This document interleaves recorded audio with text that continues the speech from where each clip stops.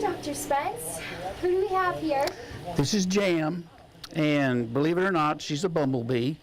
And this kind of will go right into the very first thing we need to talk about, and that's pet costumes. Yeah. Everybody wants to put costumes on their pet, and it's awful cute, but you've got to make sure they fit loosely. There's not things that they can bite off and ingest and cause intestinal blockage, and there's nothing that's impeding their throat or their eyes. So you want to be careful with your costumes you put them in. The second thing, and we'll show this at the end, a lot of dogs are afraid of costumes. They're afraid of the masks and stuff. You've got to be very careful with your animals while they're out that they don't get scared and run off. And that brings you into the third deal, which is microchipping. Make sure your information is correct.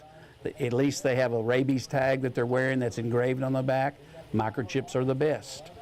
As far as the candy and treats and things like that that you collect, absolutely make sure they don't get into any chocolate. And now we're having to worry about peanut butter, because a lot of these peanut butter companies are putting in xylitol as a sugar substitute, and xylitol is critically toxic to animals.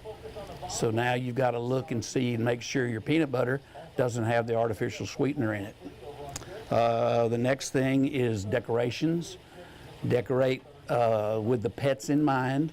Again, you don't want wires laying out that they can chew on. You don't want tinsels like at Christmas that they can chew and ingest and cause impactions.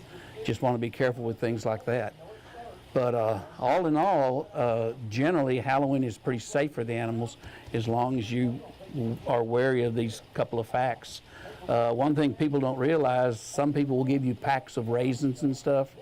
In the candy treats, raisins will knock a dog's kidneys out and will kill your dog within 30 days or so if you feed them a lot of raisins.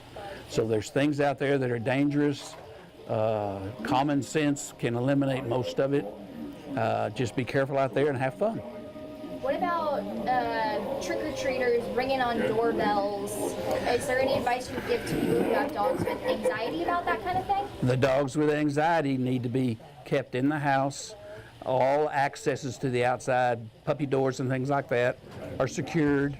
And you can almost treat them like the ones that are afraid of lightning storms. Put them in a fixed room, play, believe it or not, old country western music. Seems to work the best because of the deep bass and all on it. And just keep them up, keep them away from it. Okay.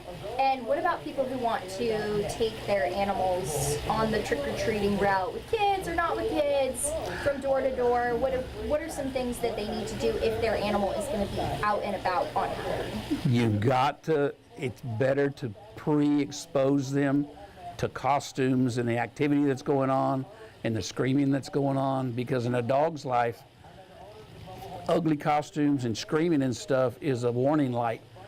It's a red flasher for dogs, and you could end up with your dog biting someone just out of fear, or you could end up with your dog running off. And that leads me to my next point. What about leashing? Is that pretty crucial? Keep them on a leash. You don't want a dog free roaming on Halloween. You'll have multiple bites.